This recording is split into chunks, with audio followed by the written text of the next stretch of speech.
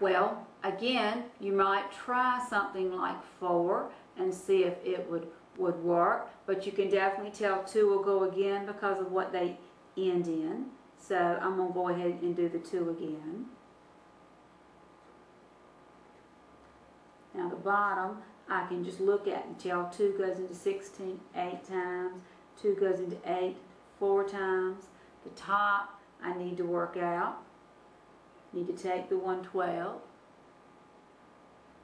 and divide it by 2.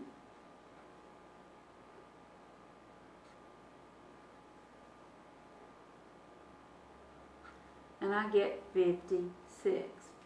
And I can still break 56 down some more. I can tell by looking at 84 that 4 will go into it. Let's see if 4 won't go into 56, and maybe I can save myself a little bit of work. Let's divide 4 into 56.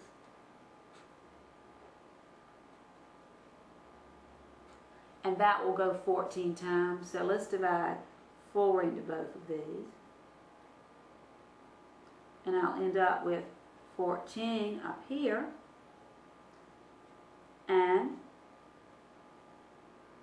when I divide 4 into 84, 4 goes into 8 2 times. 4 goes into 4 1 time. So I'm left with 14 21s.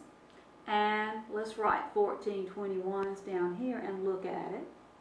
And try to decide, well, can we break that down anymore? Can you think of a number that will go into both 14 and 21? We can't use 2 again, but 7 will go, so we can divide them both by 7. And that will leave us with 2/3. And 2/3 is as simple as we can get it. So we had to do a lot of work to finally get to 2/3. Now, again, you might have tried 4 at the beginning, or 8 at the beginning, or 16 at the beginning, and you could have saved yourself a few steps. But if you don't want to experiment with bigger numbers, you always know that 2 would work here.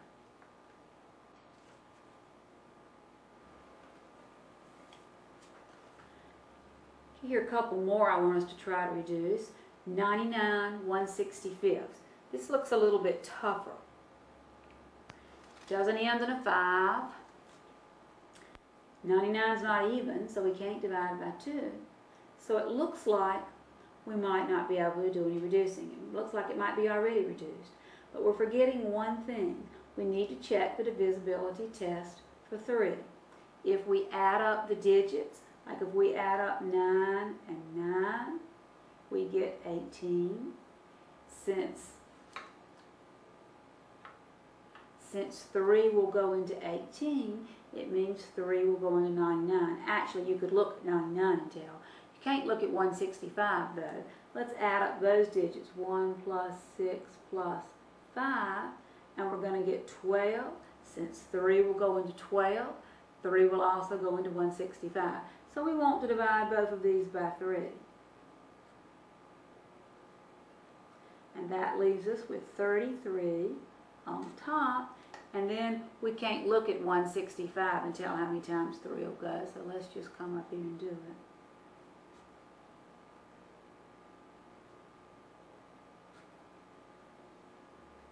We'll actually go 55 times.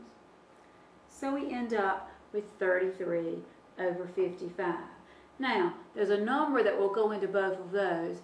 It's not one we talked about in our divisibility test. But when you have a double-digit number like 2-digit number like 33 or 55, it's always divisible by 11.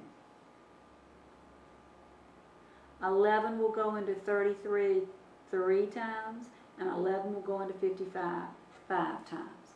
So that will reduce to 3/5. Let's look at another example. Let's look at 26 over 33. Okay, this one isn't even. 33 is not even, so you can't divide by 2. If you try dividing by 3, if you add up your digits on top, you get 8. That's not divisible by 3, so 3 won't work. Doesn't end in a 5. are zeros, so it's not divisible by 5 or it's not divisible by 10. So it looks like maybe we can't reduce it.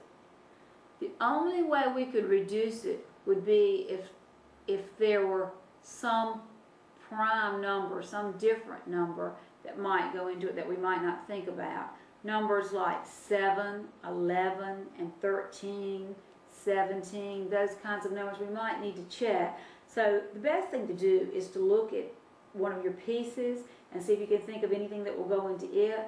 Like I know that 2 would go into 26. If I took 2 and divided it into 26, it goes 13 times.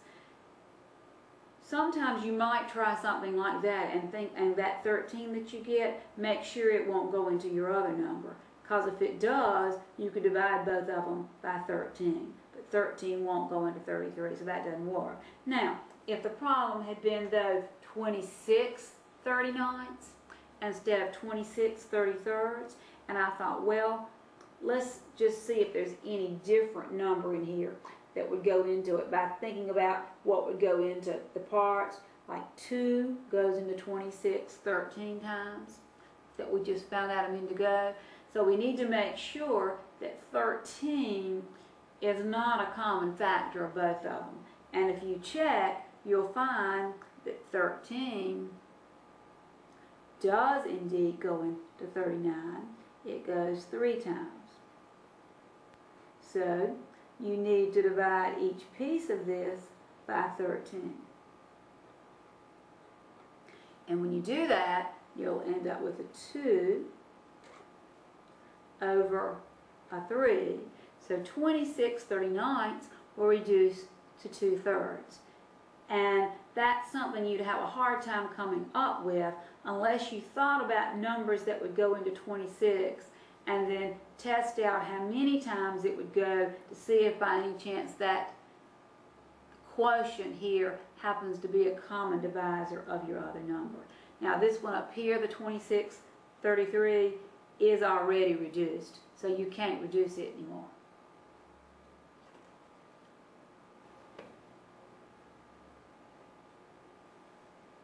I have some practice problems I'd like for you to reduce. Reduce to lowest terms. Number 1, 36 48. Number 2, 35 1/75. Number 3, 240 over 1,110.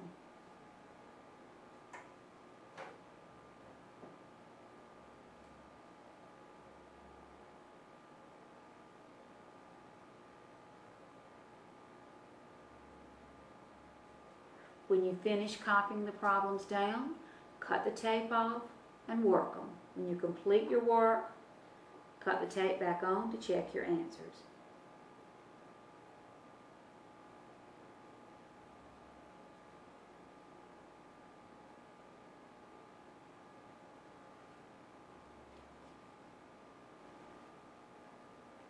The answers to the practice problems: number 1, 3/4.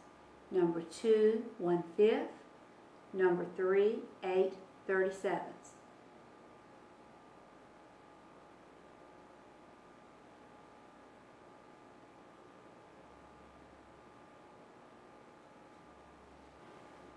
The other thing we'd like to talk about is how to compare fractions. When you look at two fractions, how can you tell which is the largest?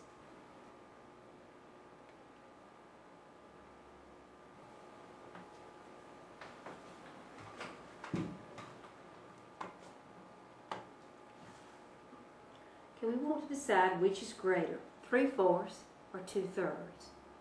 In order to do that, one way might be to draw a picture of each other.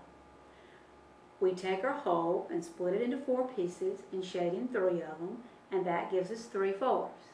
Then we take our whole and split it into 3 pieces and shade in 2 of them, and that gives us 2/3. Now, if each of your wholes is the same size, I tried to make each of my rectangles the same size, then you can compare them. If you look very carefully, you can tell that 3/4 is just a little bit longer, covers up just a little bit more area. than the 2/3. Not much, but just a little bit.